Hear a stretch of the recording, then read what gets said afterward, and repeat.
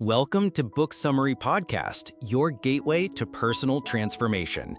Each episode delivers big ideas from the world's most impactful books on mindset, productivity, and success, all in just a few minutes. Ready to turn knowledge into action? Let's get started.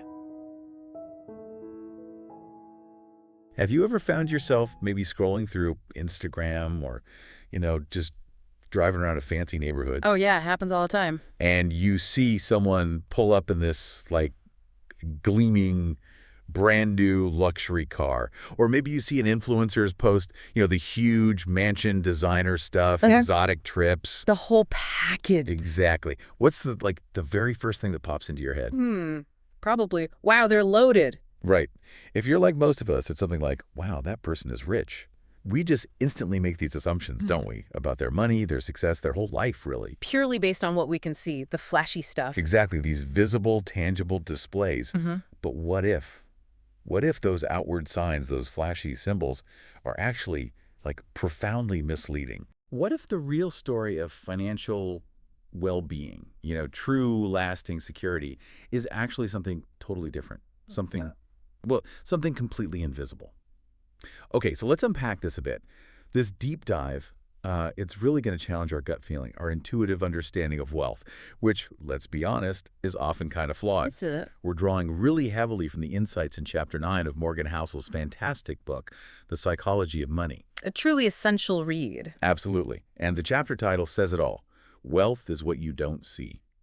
So our mission today is to really dig into that critical, often hidden difference between just being rich and being truly wealthy. Yeah, and why that distinction is so often missed, right? Hidden in plain sight. Exactly. But it's so crucial for our own financial journeys. I think this can honestly be a game changer for how you think about money. And what's really fascinating here, it's not just about defining words. Our mission today is, it's about uncovering that invisible truth. Right. About genuine financial success. Right. We want to help you understand how to spot real, lasting wealth versus just, flashy displays of richness that might not actually mean much long term. So it's practical. Totally practical. Ultimately, this deep dive isn't just theory. It's about empowering you, the listener, to make financial decisions that really line up with your long-term freedom, your security. We're going to show you exactly why the stuff you don't see, the savings, the investments, the unflaunted assets, why that's often the single most important part of building real financial security, real independence. Learning to look beneath the surface. Precisely. Look beneath that shimmering surface. And yeah, trust us, this isn't just some abstract idea. It's super practical. You can apply this stuff immediately. For sure. This whole deep dive is designed to basically shift your perspective on all those financial signals you see every single day. Like in ads, social media. Yeah, or just watching people around you. It's about spotting and avoiding those common traps, the ones that look really seductive but can actually derail your own journey to financial well-being. It's easy to get sidetracked. So easy. And this chapter, and really our whole chat today, is less about crunching numbers. It's not about spreadsheets. No, it's much more about understanding human behavior, those deep-seated psychological biases that mess with our money decisions. So let's jump in. Let's explore this hidden world. The invisible nature of true wealth. Okay, so to really kick things off, to get into this whole idea of invisible wealth, Morgan Housel starts with this really great story from his college days. Oh yeah, the valet story. It's classic. Right. He spent years working as a valet at a really super high-end hotel in Los Angeles. This was back in the mid-2000s. Prime LA scene back then. Lots of flash. Exactly. If you've spent time in LA, especially then, it's a place where appearances, material stuff, it can feel like it trumps almost everything else. So as a valet, Housel was constantly driving these just incredible cars. Ferraris, Lamborghinis, Rolls Royces. A whole 9 yards of luxury. The whole spectrum, as he puts it. Right. And like a lot of us would, he initially had this dream, right, of one day owning one of these amazing machines himself. Understandable. They're impressive objects. Totally. He believed, pretty intuitively, that these cars sent this incredibly strong signal. Like they'd shout, wow, look at me, I made it. I'm smart, successful, I've got great taste, I'm important. The ultimate status symbol. Yeah. For him, these cars were like the ultimate broadcast of success, undeniable proof. But then something started to click. This kind of profound irony, maybe we can call it the valet paradox. I like that. He realized that he, the valet driving the car, rarely, if ever, actually looked at the drivers. Like, he never registered the person behind the wheel. Interesting. So he wasn't thinking, wow, that guy in the Ferrari is cool. No, not at all. Instead, his thought process was totally about him. It was like, wow, if I had that Ferrari, people would think I'm cool. Projecting his own desires onto the car. Exactly. He was just staring at the car, imagining himself driving it, projecting his own dreams onto it. He didn't give a thought to the actual owner. Right. And that led him to this really crucial question. Did these drivers, who probably loved the attention their cars got, did they realize that the people impressed by the car weren't actually impressed by them? That the admiration was for the object, not the person. Wow. Yeah. Kind of mind-blowing when you think about it that way. Yeah. So what does this tell us, about us, about human psychology, and why is this insight so important? Well, it seems we often chase and display what looks like wealth.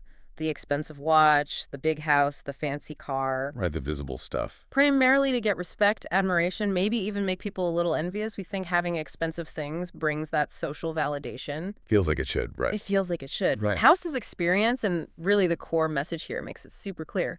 It almost never does. Especially not from the people you really want respect from. It's like we're miscalculating. We fundamentally misunderstand how people react to material possessions and status signals. Exactly. We think we're sending message A, but the person receiving it is often decoding message B, which is usually all about their own wants and desires. Which really brings up a big question, doesn't it? If the goal deep down is respect and admiration, Yeah. are we using the right strategy by buying all this visible, expensive stuff? Probably not, based on this. Probably not. And Housel points out, this isn't just about cars. It applies almost certainly to people in those huge, fancy homes. Expensive jewelry, designer clothes, the latest phone, you name it. It's a universal human thing. We see the item, we want the item for ourselves. Precisely. We see the thing, we project our own dreams onto it, imagine ourselves having it, but we rarely connect deeply or admire the actual person who owns it. So our attempts to signal success often just fall flat. Yeah, especially with the audience we're trying to impress. Because they're busy having their own inquiry reaction about what that thing could do for them. Wow. So the root is often just our own ego wanting validation. A lot of the time, yes. And Housel argues that funneling that desire into buying stuff is almost always misdirected.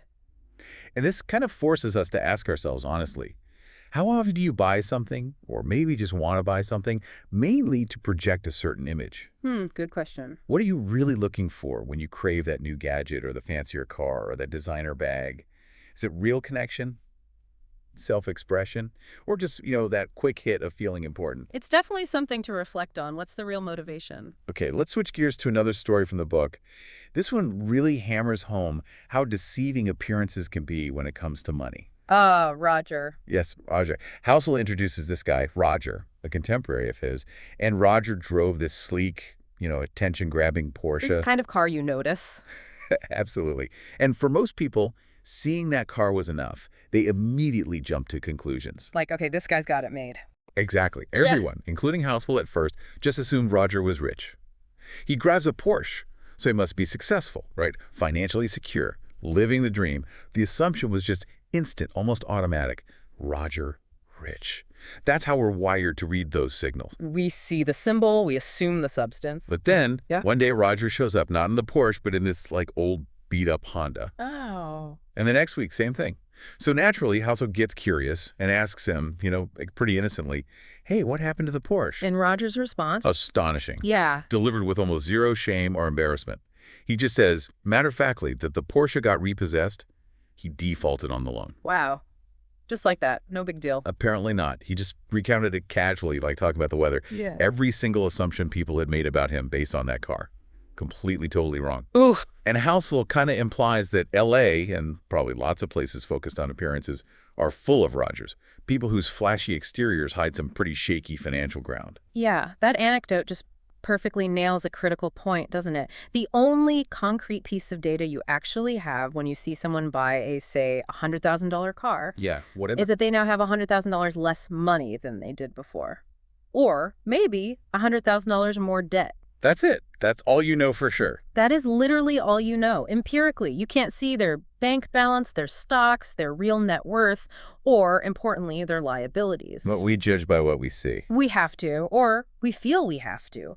We judge financial success by the visible stuff, the cars, houses, Instagram feeds, because that's the only info we have easy access to. It's a shortcut. A flawed shortcut. A deeply flawed one. And Housel points out, modern capitalism, with easy credit and nonstop marketing, has basically turned helping people fake it till they make it into a massive industry. Yeah, it encourages the illusion. It totally encourages the illusion of wealth, often built on debt. And that just keeps the cycle going where we admire and judge the superficial stuff.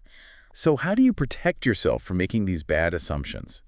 Both about other people, but maybe even more importantly, about your own financial situation. This isn't about being cynical, right?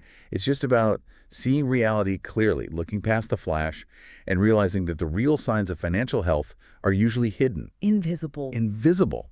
What benchmarks are you using, maybe without even realizing it, to judge your own success? And this brings us to like a really, really crucial distinction that the book hammers home. It sounds like just words, but it's apparently the source of tons of bad money decisions. The rich versus wealthy distinction. Exactly. The critical difference between being rich and being wealthy. It's not just semantics. It's a total mindset shift. Let's break it down. Yeah. When we talk about being rich, what are we usually talking about? Usually current income, right? High income. Or just the ability to buy expensive things right now. Yeah. That person driving the $100,000 car we mentioned, they're almost certainly rich. Because even if it's financed, you need a decent income to swing those payments. Right. Same with the person in the giant house. Their income supports that visible lifestyle. And rich people often, maybe subconsciously, maybe not, they kind of go out of their way to be known. Their richness is on display. It's visible, tied to current earning power. It's like a snapshot of their spending ability right now. But wealthy, that's completely different, isn't it? Oh, totally different. Much quieter. More powerful, maybe. Wealth is hidden. It's the income you don't spend. Exactly. It's the nice car you didn't buy, the diamonds you didn't get, the fancy watch you decided against, the designer clothes left on the rack, the first-class upgrade you skipped. So wealth is basically financial assets you haven't turned into visible stuff yet. Precisely. By definition. It's an option you haven't taken yet to buy something later. And its real value, its deep value, lies in giving you options. Flexibility. Room to grow.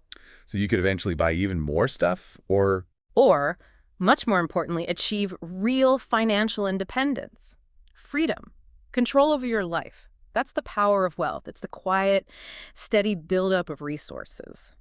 So what's the big takeaway here? Housel really stresses this isn't just playing with words. Right. Not understanding or internalizing this difference between rich and wealthy.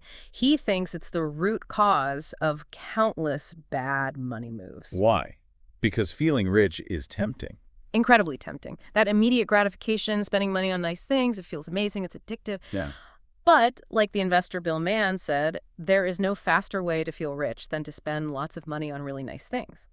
Makes sense. What? But the way to be rich is to spend money you have and to not spend money you don't have. It's really that simple. Okay, that sounds straightforward. But to take it one crucial step further, the only way to actually be wealthy is to deliberately not spend the money you do have.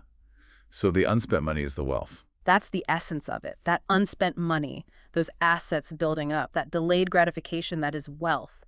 It's the compounding, the future choices, the quiet security that defines it. Visible spending just can't offer that same level of deep control. So when you stop and think about your own financial goals, are you chasing that temporary feeling of being rich? You know, buying stuff to show success, keep up with the neighbors? Yeah. Or are you intentionally building wealth, accumulating those hidden, unspent assets that actually buy you real freedom, flexibility, and long-term peace of mind? It's a fundamental question. Totally. What really gives you the independence and security you want, your answer really dictates the path you take. 2, the psychology behind misjudging wealth. Okay, so this leads us to a really fascinating point about the psychology behind why we mess this up so often. Yeah. Why do we misjudge wealth, both in others and maybe in ourselves? Yeah, the psychology is key. And the book gives this great, almost startling example. Rihanna. The pop superstar. Right. Someone with just immense income. Mind-boggling amounts of money coming in. One of the highest paid artists on the planet. You assume she's set for life, multiple times over. You would think. Yet, the story goes, she apparently nearly went bankrupt because she was overspending so much. She even sued her financial advisor. Mm. And the advisor's response when asked about it was, well, it was pretty revealing. Maybe a little bit snarky, but What did they say? they basically said, was it really necessary to tell her that if you spend money on things, you will end up with the things and not the money? Ouch.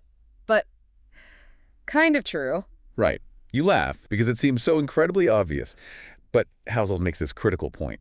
Yes, people absolutely do need to be told that over and over. Because it's easy to forget in the moment. Exactly. He says when most people say, I want to be a millionaire, what they might actually mean deep down, subconsciously perhaps, is, I'd like to spend $1 million. Which is the exact opposite. Literally, mathematically, the polar opposite of being a millionaire. A millionaire has the million.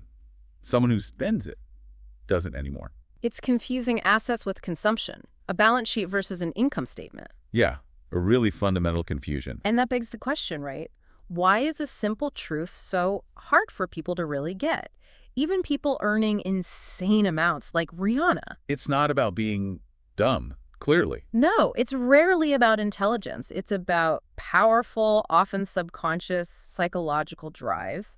There's this deep human urge to turn money into visible status. To buy things that make us look successful. Exactly, regardless of whether that spending actually helps build long-term wealth. And then there's hedonic adaptation. What's that again? It's where the joy you get from a new purchase fades really quickly. So you start craving the next big thing to get that feeling back. The treadmill of buying stuff. Precisely. It's the allure of instant gratification, the social signaling, the perceived respect from spending. These forces are strong, and they often push aside the less exciting, more disciplined path of saving and investing. So it's a battle against our own nature and society's messages. A constant battle. Society relentlessly tells us to show off our success. And this holds true no matter how much you earn, right? Whether you're making millions or a regular salary. Absolutely. The core principle is the same. Spending money you have on nice things might make you feel rich for a bit. That temporary buzz.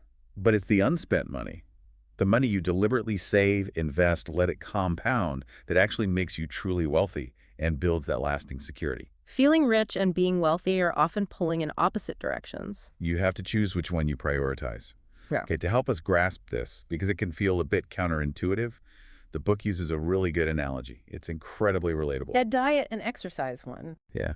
The connection between building wealth and trying to lose weight or get fit, it really clarifies why just putting in effort isn't always enough. So, in his book, The Body, Bill Bryson talks about this study that found people tend to wildly overestimate how many calories they burn during exercise, like by a factor of 4. Wow, 4 times? Yeah, so you think you worked way harder and burned way more than you actually did. And then the kicker is they then go and eat, on average, about twice as many calories as they actually burned. Oh, no. So you undo all the work and then some. Effortlessly. You can wipe out a good workout with one big meal, and apparently most of us do, often without even realizing it. Okay, now let's apply that to money. Exercise, Housel says, is like being rich. How so? You feel like you did the work, right? You earned the income, put in the hours, so now you feel you deserve a treat. The reward mentality. Exactly. You deserve that big meal, or buying something nice, enjoying the immediate reward for your labor, just like feeling you earned a treat after a workout. There's this strong sense of entitlement. But wealth, in this analogy, is actively saying no to that treat meal. Resisting the urge. It's actually burning net calories, deliberately creating that deficit financial savings in this case that builds up over time. And it's incredibly hard. Requires serious self-control. Huge self-control, delayed gratification. So turning down the treat financially means creating that gap, that conscious space between what you could spend right now and what you actually choose to do. Deciding not to turn every dollar earned into something visible. Exactly. And that gap, that restraint, that's what accumulates over time as real wealth. It gives you options, flexibility, real security, not just the quick thrill of buying something. It's the unseen discipline building unseen assets. Perfectly put. That analogy really does make it clear, doesn't it? Yeah. Tangible effort, like earning a good income or hitting the gym hard. Important, but not the whole picture. Right. It's only half the battle for long-term success, whether financial or physical. The other half, maybe the harder half, is that invisible discipline. The not spending. Creating the surplus. Yeah, creating that net positive that then grows and compounds quietly, building the foundation for your future freedom. It makes you realize what you don't do can be more important than what you do. And this invisibility of wealth, it brings us to maybe one of the biggest challenges in actually building it, something we don't talk about much. Which is? The sheer difficulty of learning from the truly wealthy. It's a huge obstacle if you're trying to copy successful financial habits. The book points out it's super easy to find rich role models. Oh, yeah, they're everywhere. Celebrities, famous CEOs, Instagram stars showing off their cars, clothes, houses, trips. Their success is loud, visible, Easy to admire, easy to envy. and often easy to try and imitate, or at least aspire to. Right. But it's way, way harder to find wealthy role models. Why?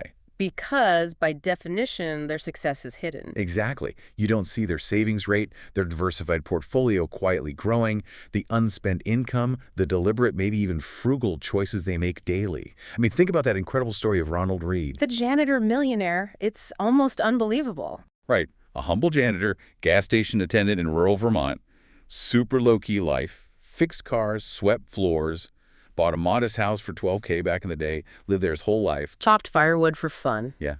Died in 2014, age 92. And suddenly, this unassuming guy makes international news. Because he left millions. Millions. Fewer than 4,000 Americans died that year with a net worth over $8 million. Ronald Reed, the janitor, was one of them.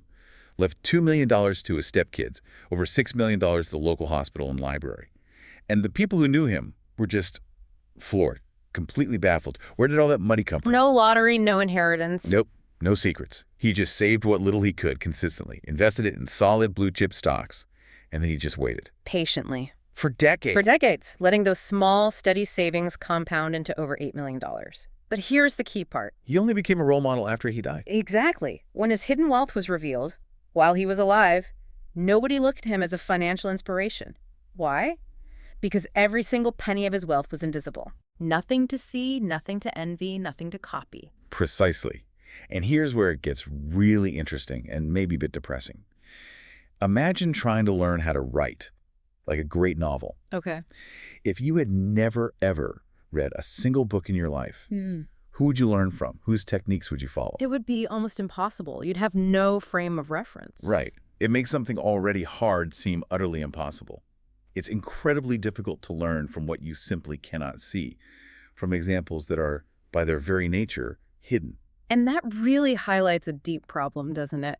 How society's norms and our own bias towards the visible actually hinder our financial education. How so? We're just constantly flooded with images and stories of rich people, the big spenders, the ones whose success is loud and obvious and often celebrated. Right. But we almost never see the quiet discipline, the frugal choices, the patient compounding, the deliberate debt avoidance that actually defines true wealth building. Like Ronald Reed's story, but while he's living it. Exactly. It makes it incredibly hard for people to develop good wealth-building habits because the best examples are invisible.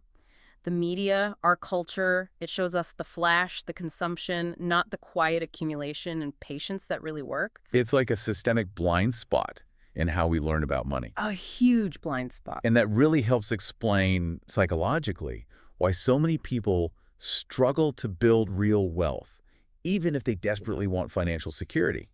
It really pushes us to look beyond the superficial displays, maybe even rethink who we consider truly financially successful. Yeah, maybe the quiet person next door is the real role model. Could be. It's a call to reevaluate who we learn from and maybe focus more on principles than just visible results. Right. Implications for your financial journey.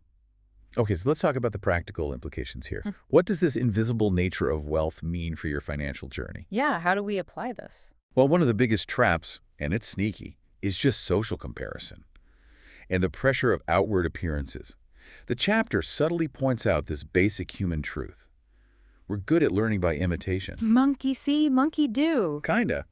We watch others, consciously or not, and we tend to copy what looks successful. So if all we see are the rich people, The conspicuous spenders. yeah, spending big on cars, houses, lifestyles, then we naturally tend to imitate their spending.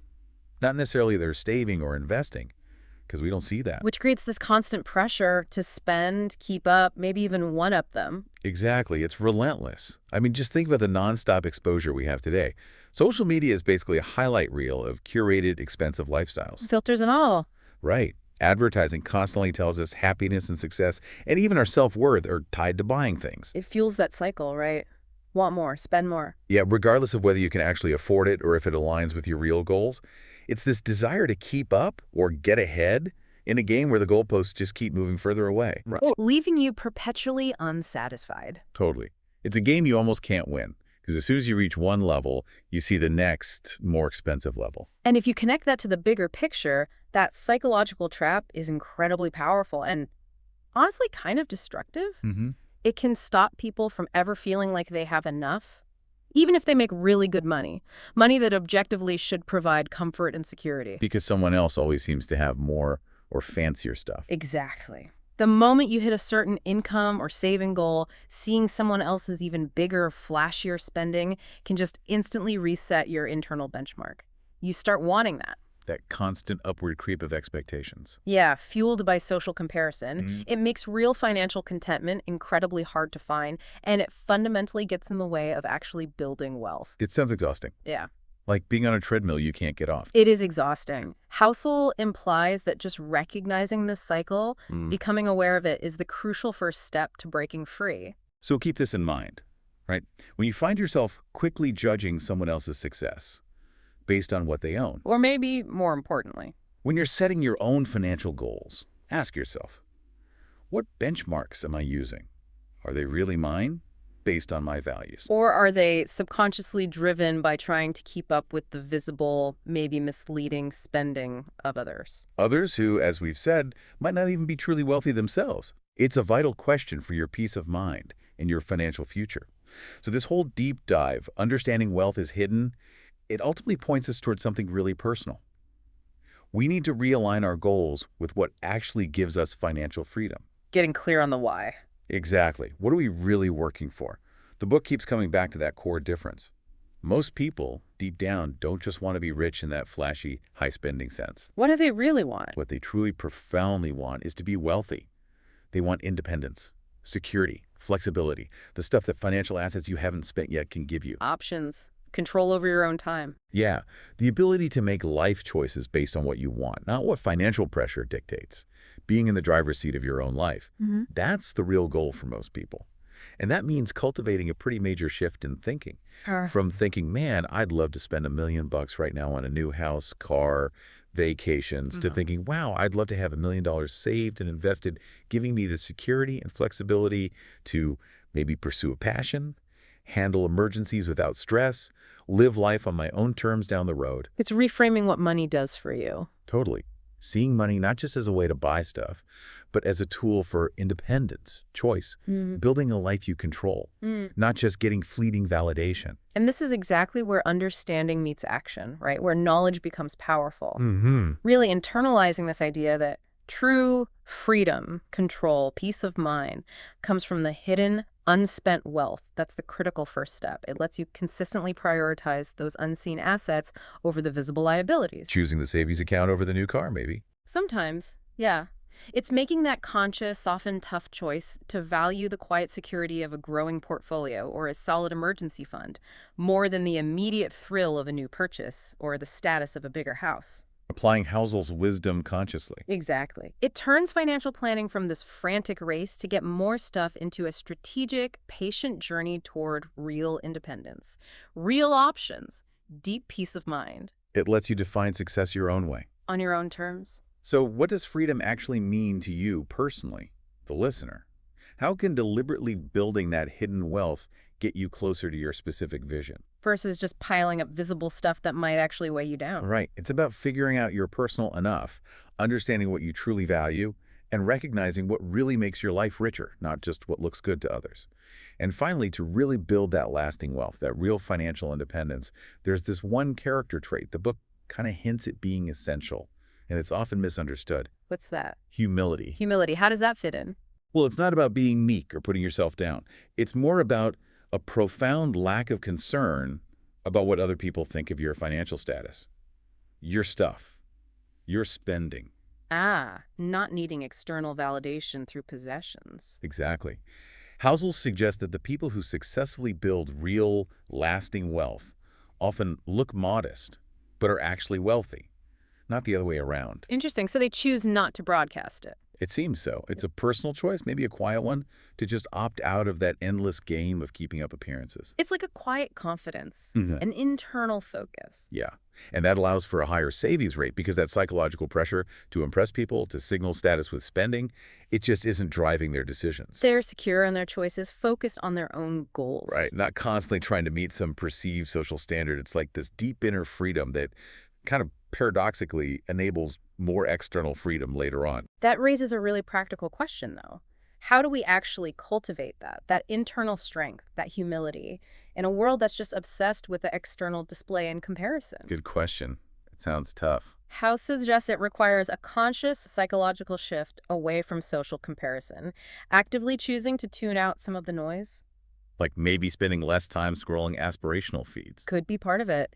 Disconnecting from that constant bombardment in ads, social media, maybe even among peers sometimes. It's about valuing your own financial security, your peace of mind, your future options, more than you value the temporary validation or envy that visible spending might bring. Requires real self-awareness and self-control. Definitely. Making financial decisions based purely on your goals and values, not just reacting to external pressure or chasing superficial status. It's almost like a quiet act of rebellion against consumer culture. Just think about the freedom in that.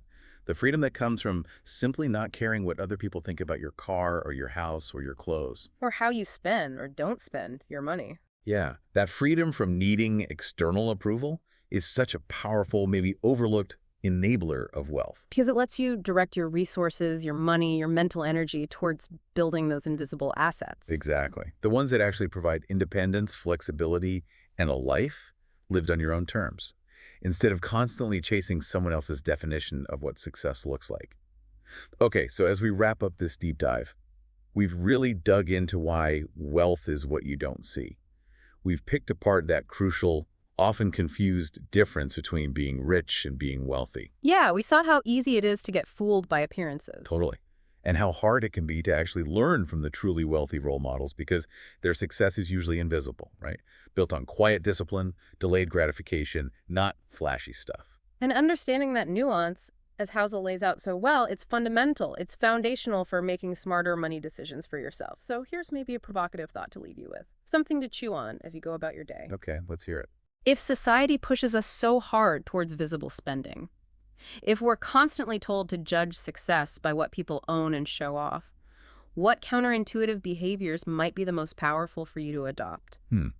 Behaviors to actually build wealth and get independence. Exactly. How can you consciously, deliberately choose to be wealthy, valuing those unseen assets, flexibility, control over your time in a world that often only notices and cheers for those who just look rich? It's a choice, a deliberate choice. And a profoundly powerful one.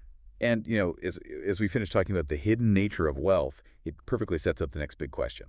Okay, fine, wealth is hidden, but how do you actually build it? Practical steps. Exactly. So next time, we're going to take an even deeper dive into Chapter 10 of The Psychology of Money. And it asks this deceptively simple but massively important question. Save money. Sounds basic, but there's more to it than you think. Oh yeah, you might be really surprised by the true power, the often hidden benefits of just this fundamental financial action. Why saving is far more impactful than you probably imagine. You definitely won't want to miss that one. Thanks for tuning in to the Book Summary Podcast. If you found value in today's episode, hit that like button, subscribe for more summaries, and share it with someone who's ready to grow. Want deeper insights, exclusive book notes, and reading tips? Join our free newsletter. The link's in the description. And don't forget, if you'd like to read the full book, our affiliate link is right below. It helps support the channel and keeps the summaries coming. Until next time, keep reading, keep growing.